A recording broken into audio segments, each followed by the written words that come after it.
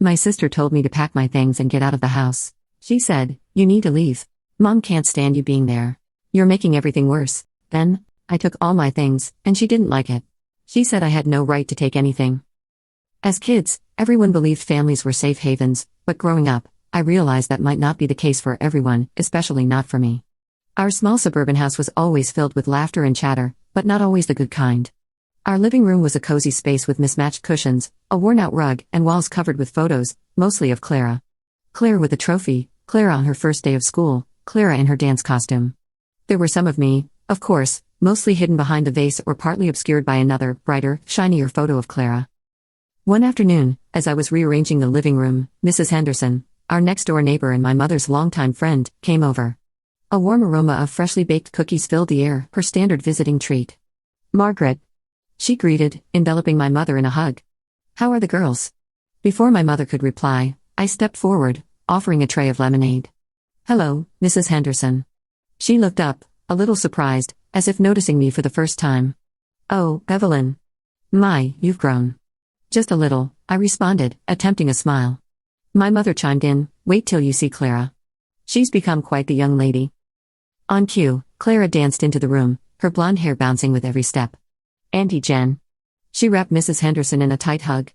Mrs. Henderson chuckled, holding Clara at arm's length. "Look at you. Margaret wasn't kidding, you're blossoming so beautifully." Clara beamed, twirling for effect. The conversation flowed easily after that, Clara narrating her recent school achievements and dance recital. At some point, I tried to join the conversation, mentioning a recent school project, but my mother brushed it off. "That's nice, dear," she said, and immediately redirected the topic back to Clara's accomplishments. I could feel a familiar sinking feeling in my chest, the need to be seen, to be recognized. As the afternoon sun streamed into the room, casting shadows, I overheard my mother's soft voice. "Evelyn was just a test case for Clara." Mrs. Henderson frowned. "Margaret, that's a harsh thing to say. They're both your daughters." Clara looked between the two adults, confusion clouding her bright eyes. "I just mean," my mother tried to explain, "that with Clara, everything was easier. She was planned." I felt a lump forming in my throat, the weight of being the unplanned child pressing down on me. Mrs. Henderson, sensing the tension, tried to lighten the mood. "Both your girls are special, Margaret. Don't forget that." Clara piped up, her innocence shining through. "Mommy, does this mean you love me more than Evie?" My mother hesitated, then replied with a gentle squeeze on Clara's hand. "Both of you are loved. Just differently." Hearing those words, I retreated to my room. The sting of their implications burrowed deep, forming scars that would last a lifetime. Juggling between university lectures and 2 part-time jobs was not how most people envisioned their college experience. For me, every morning began at dawn, serving customers at the local cafe, filling them up with their morning dose of caffeine. Afternoons were all about classes and group projects, and by evening, I was surrounded by a sea of books at the local bookstore where I worked the second shift.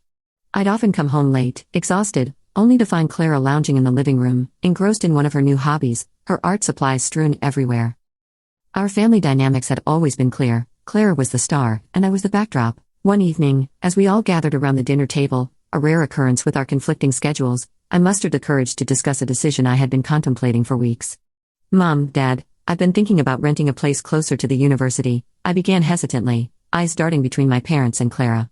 My statement was met with stunned silence. Then Dad's chuckle broke the quiet. "Renting? On a barista and a bookstore clerk's wage?" Clara snickered. "Planning on living in a cardboard box, are we?" Ignoring her jab, I turned to Mom, hoping for some support. "I've saved up, and with careful budgeting, I think I can manage."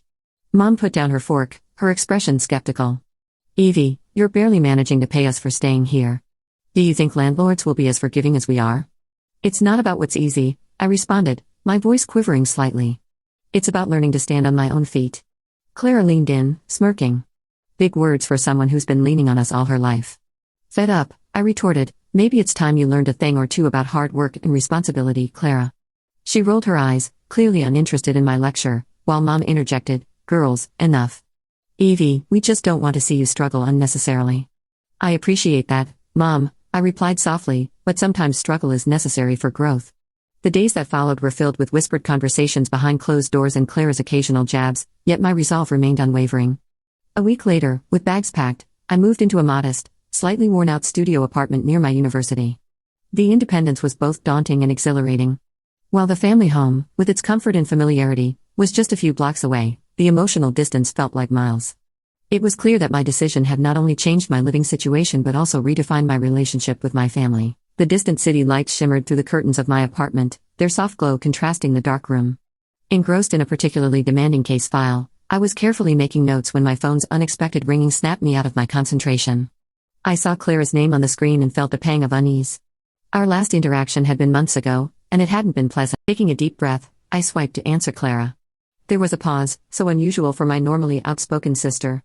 Then, with an icy detachment, she said, "Dad's gone." For a moment, the words didn't register. "What do you mean, gone?" I stammered. She exhaled loudly. "Heart attack." It was unexpected. The doctors did everything, but I could feel a weight pressing on my chest. "I can't believe it.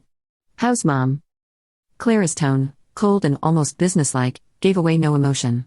Distraught, as you can imagine. She's not speaking, not eating, just sitting there in the living room, staring at his favorite chair. I tried to visualize the scene, our childhood home filled with sorrow, the house that had seen so many memories, so many highs and lows, and now this. "And what about you?" I asked, trying to gauge her emotions. "How are you handling it?" There was a brief moment of vulnerability in her voice. "I'm coping, but this isn't about me."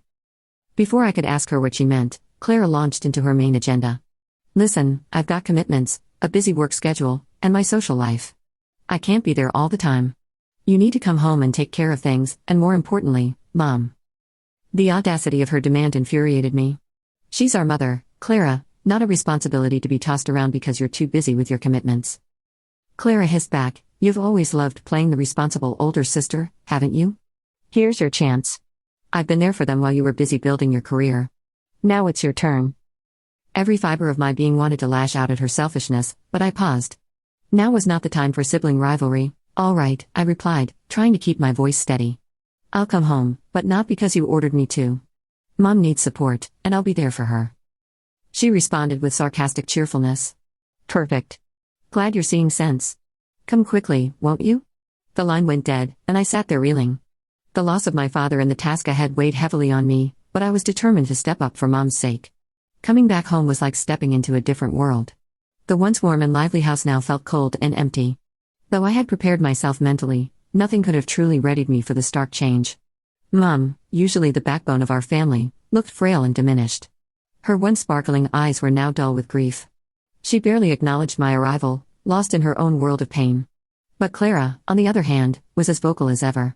"You finally decided to grace us with your presence," Clara remarked, her voice dripping with sarcasm as I entered the living room. Ignoring her jibe, I approached Mom, gently touching her arm. "Mom, I'm here now. We'll get through this together." She just nodded, her gaze distant. That evening, as I prepared dinner, I could hear Clara and Mom conversing in hushed tones in the adjacent room. Words like selfish, irresponsible, and career reached my ears. While I couldn't make out the entirety of the conversation, the undertones were clear. My absence during the past few years was a prime topic of discussion. At the dinner table, the atmosphere was tense. Every bite, every sip, was filled with unspoken grievances. I mustered the courage to break the silence. "Mom, I know I haven't been around as much as I should have, but I'm here now, and I promise to be here for you." Mom, taking a deep breath, replied, "Evelyn, it's not about now. It's about all those years when you chose your work over us. I needed you then, and Clara was the one who was always by my side." Clara, smirking, added, "Some of us chose family over ambition." Stung by the accusations, I retorted, "I worked hard to provide for myself, to ensure I didn't burden you or Dad. And every time I offered help, it was declined. What did you expect me to do?" Clara scoffed. "Oh please, play the victim somewhere else." The night wore on with heightened emotions and bitter words. The gap between the world I had built and the home I left behind had never felt wider. As I lay in my old bedroom that night, the weight of their expectations and the sting of their accusations weighed heavily on my heart. Returning home was proving to be more challenging than I'd anticipated.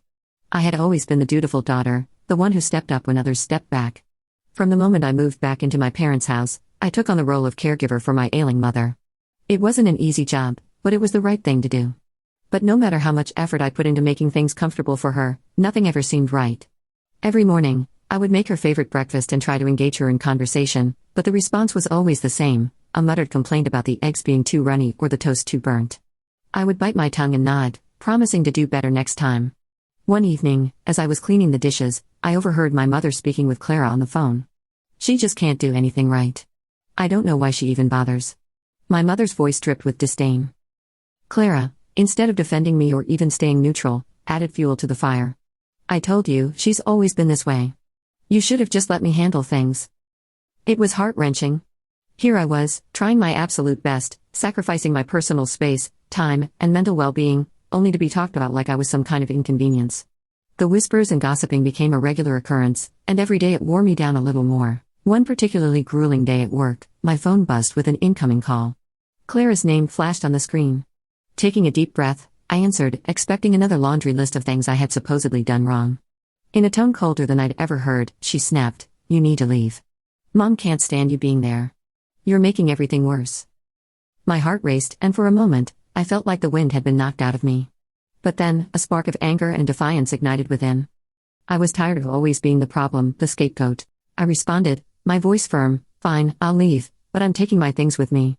There was a pause, and I could imagine Clara's smug expression shifting to one of surprise. She probably expected me to beg, to apologize, to promise to be better, but those days were over. I was done being the family's invisible, taken for granted workhorse. The line went dead, and I took a moment to let it all sink in. It was time to reclaim my life and stop letting others define my worth. The morning sun broke through the blinds, casting warm rays over the living room. It illuminated the flat-screen TV, the couch, and the dining table, all reminders of years of hard work and sacrifice. Today, they became symbols of liberation. I methodically went from room to room. In the kitchen, I unplugged the fridge and microwave, each one a testament to those months I'd skipped outings with friends to save up. There was the coffee machine, my solace on many groggy mornings. The house echoed with memories, some sweet, some bitter, but the bitterness had started to overshadow everything else. My bedroom was next. I remembered buying the bed, picking out the sheets, arranging and rearranging the furniture until everything felt just right. I glanced at the vanity, a gift from my grandmother. It would stay. It wasn't about value, but principle. Just as I was taping up the last box, my phone buzzed to life, breaking the thick silence of the room. I knew who it was even before I checked. Clara's tone had been all sweet talk lately, but the underlying hostility was hard to miss. "You absolute thief?" The venom in her voice was palpable. Calmly, I replied, "Clara, everything I'm taking was bought with my money. I thought you'd be glad to see them go. You can't just take everything from our family home." She shot back, her voice shrill. I sighed. It's funny how these things suddenly became family items. When I needed some support or a thank you, they were just things.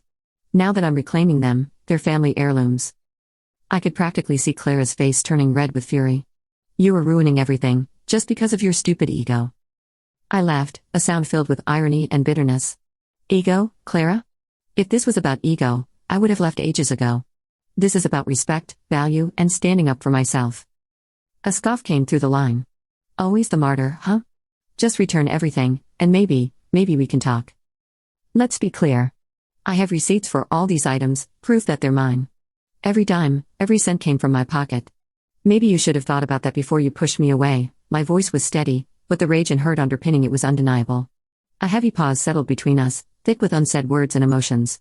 Finally, Clara hissed, "You always have to have the last word, don't you?" "It's not about having the last word," I replied, feeling the weight of years of suppressed feelings pressing down on me. "It's about finally speaking up." With that, I hung up, cutting off any further arguments.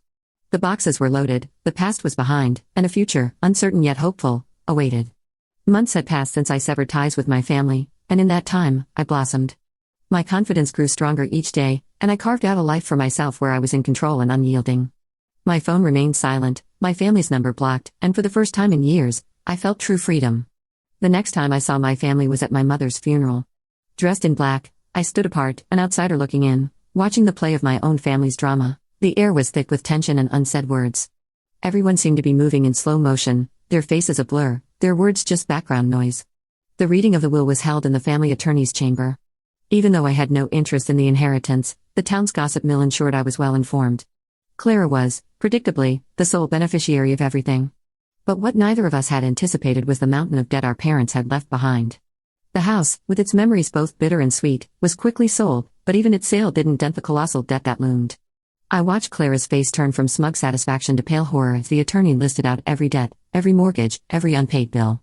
I caught snippets of hushed conversations between relatives. Bankruptcy, how did it come to this? Poor Clara, their voices dripping with a mix of pity and schadenfreude. While I felt a pang for the old house, I couldn't deny the grim satisfaction that welled up in me as I saw Clara grappling with this unexpected turn of events. For years, she had reveled in the security and comfort our parents provided while belittling my every effort to stand on my own. Now, the tables had turned and life had handed her its own brand of poetic justice. I left the funeral and the reading of the will without a backward glance. The whispers of the town didn't matter, nor did Clara's newfound troubles. I had my life, built brick by brick on my own terms, and nothing was going to shake that foundation. 2 years had swiftly passed since I'd separated from my family. The small apartment I initially settled into became too confining as my professional life flourished. Every day, I would catch glimpses of luxurious homes in magazines or on my way to work, and I couldn't help but think about buying my own. With my growing earnings, the idea seemed less of a dream and more of a tangible goal. One evening, after a particularly grueling day at work, I was mindlessly scrolling through my social media when a familiar name popped up on my feed. There was Clara, surrounded by boxes and looking frazzled in front of our old family home. The caption read, "New beginnings." A couple of mutual friends had commented words of sympathy. It didn't take much digging to figure out she had drowned herself in debt and was forced to put the house up for sale. I was midway through a call with my realtor about a lovely little house in the suburbs when my phone beeped with an incoming call. Clara's name flashed on the screen. Taking a deep breath, I answered. "Hello, long time," Clara's voice came through, laden with fake cheer. "To what do I owe the pleasure?" I asked, wary. "I need your help," she began, a heavy pause. "I need money." I raised an eyebrow. "We haven't spoken in years, and the first thing you ask for is money?" "We are sisters," she exclaimed, frustration evident. "That didn't seem to matter when you kicked me out," I remarked coldly. "I wouldn't be asking if I had another option," she snapped. "The house needs to be sold, and no one's buying. I'm drowning here." A silence stretched between us. My thoughts raced. "I'm not giving you money," I finally said, my voice unwavering. "But I'll offer you a deal." Clara exhaled audibly, waiting. "I'll buy the house, but not at market price, at the minimum you owe. Take it or leave it." Her response was soft, defeated. "Fine." The following weeks were a blur of paperwork, bank visits, and meetings. The day I received the keys to my childhood home was bittersweet. There was no triumphant return or celebration, just a silent acknowledgement of all that had transpired. The house, once a symbol of fractured relationships and painful memories, now stood as a testament to my resilience and determination. As I set about making it my own, memories of the past were replaced by plans for the future. There were no more calls or messages from Clara. Our paths had diverged, and perhaps it was for the best. In the ancestral house, now mine, I built my sanctuary. The echoes of laughter and love soon filled its hallways, drowning out the whispers of the past, forging ahead, my way, on my terms.